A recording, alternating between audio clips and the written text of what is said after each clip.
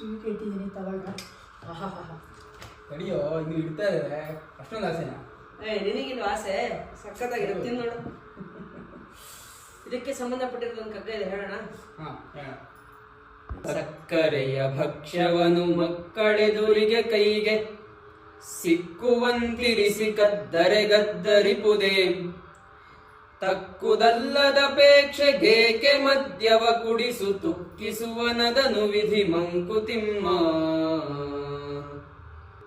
ನೀನು ಅವಾಗಲೇ ಹೇಳಿದ್ಯಲ್ಲ ಈ ಸಿಹಿ ತಿನ್ನೋಕೆ ಅಷ್ಟೊಂದು ಅವಸರನ ಅಂತ. ಈ ಒಂಥರ ನನ್ನನ್ನು ಸೆಳೀತಾ ಇದೆ ಅವಾಗಿಂದ, ತಿನ್ನು ತಿನ್ನು ತಿನ್ನು ಅಂತ.